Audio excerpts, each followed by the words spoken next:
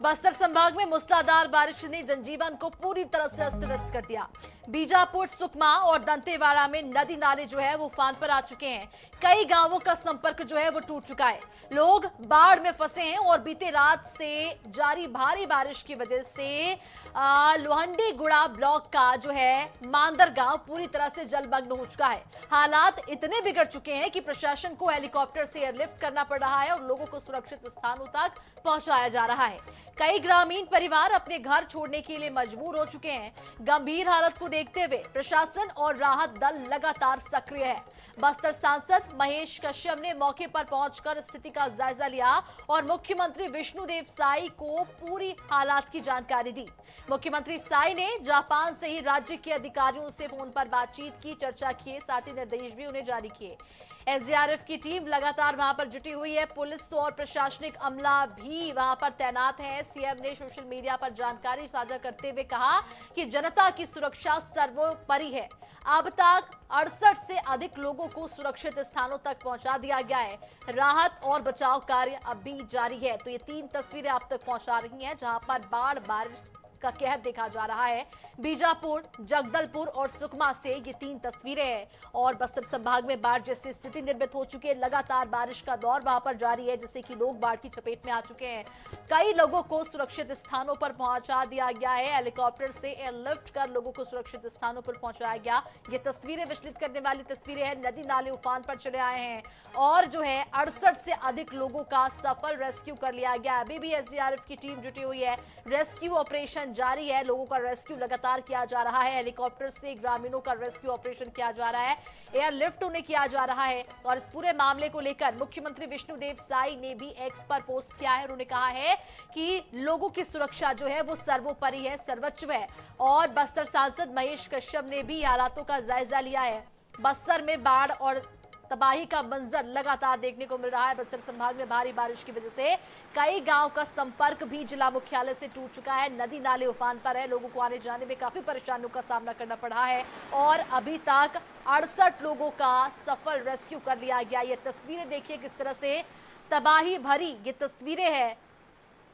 और ये भी जानकारी हम आपको देते चले कि मुख्यमंत्री जापान दौरे पर हैं। जापान दौरे से ही उन्होंने बस्तर के अधिकारियों को निर्देश दिए हैं, कोई भी लापरवाही बर्दाश्त नहीं की जाएगी और लगातार राहत और बचाव का कार्य यहां पर जारी है। बस्तर सांसद महेश कश्यप ने भी हालातों का जायजा लिया है। ये भी आपको जानकारी हम देते चले कि बस्तर संभाग में आए दिन बारिश का दौर जारी है। अभी कई दिनों से बारिश का मंजर यहाँ पर देखा जा रहा है, जिससे नदी नाले जो है वो उफान पर चले आए हैं। 68 से अधिक लोगों का रेस्क्यू फिलहाल कर लिया गया है और जो है लोहंडीगुड़ा के मांदर गांव में तबाही का मंजर परस चुका है। यहाँ पर पूरा गांव जो है वो बाढ़ की चपेट में आ चुका है, जिससे कि लोगों को काफी परेशानियों का सामना करना पड़ रहा है। प्रशासन और एसडीआरएफ की टीम, पुलिस बल की तैनाती लगातार यहाँ पर देखी जा रही है। रेस्क्यू ऑपरेशन कार्य जारी है। तस्वीरें आप देख सकते हैं कि किस तरह सड़क तक पानी आ चुका है और ये तबाही का मंजर बस्तर संभाग से है।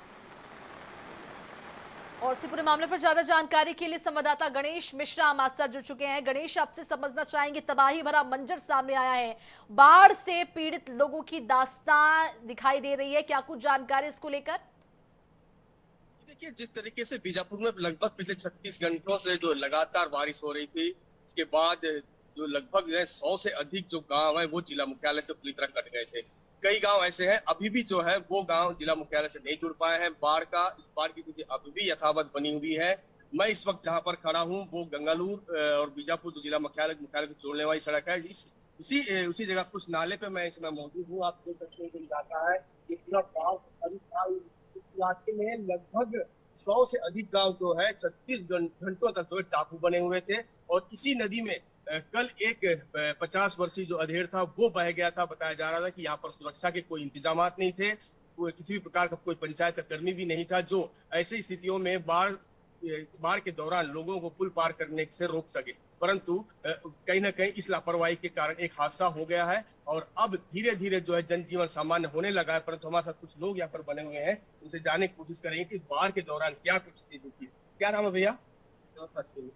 अच्छा, कल 36 घंटों तक पूरा गांव और इसलिए ये जो इलाका है वो पूरी तरीके से जलमग्न था, तो कैसे परेशानियों का सामना करना था? परेशानियां तो बहुत सारी हुई। हाँ। क्या है, पूरा रोड जाम था तो बहुत सारे लोगों को इधर आना जाना बंद हुआ।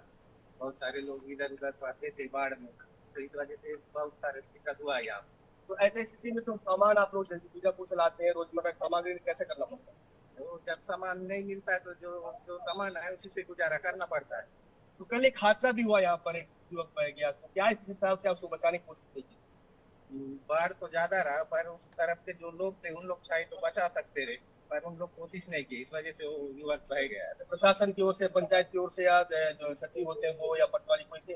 उस समय तो पता नहीं था, इस तरफ तो नहीं थे, चेरपाल तरफ तो नहीं थे, पर पटेला तरफ कोई आ ही रही कर्मी, पता नहीं, इसका तो जानकारी नहीं अब।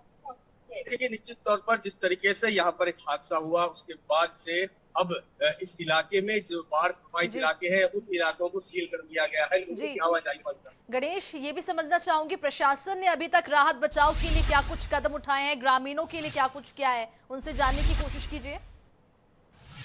कल जिस तरीके से इंद्रावती नदी में एक युवक जो है वो दिन भर से फंसा हुआ था, उस विधायक विक्रम मंडावी हैं, उनके मदद के बाद, उनकी पहल के बाद नगर सेना के जवानों की मदद से उसको बाहर निकाला गया। उसके अलावा जिन इलाकों में अब भी बाढ़ की स्थिति बनी हुई, उन इलाकों में प्रशासन के द्वारा रसद सामग्री भेजने का प्रयास किया जा रहा है। साथ ही जो युवक कल, जो अधेड़ जो कल यहाँ पर बह गया था, उसे निकालने के लिए उनके परिजन यहाँ पर आए हुए हैं, वो लगातार उसकी तलाश कर रहे हैं, परंतु अब तक नगर सेना या एनडीआरएफ की टीम यहाँ पर जी। नहीं पहुंच पाई है। तो बस्तर में तबाही भरा मंजर देखा आपने। गणेश, नजर बनाए रखिएगा, आगे भी आपसे अपडेट लेते रहेंगे। फिलहाल तमाम जानकारी के लिए बहुत शुक्रिया आपका।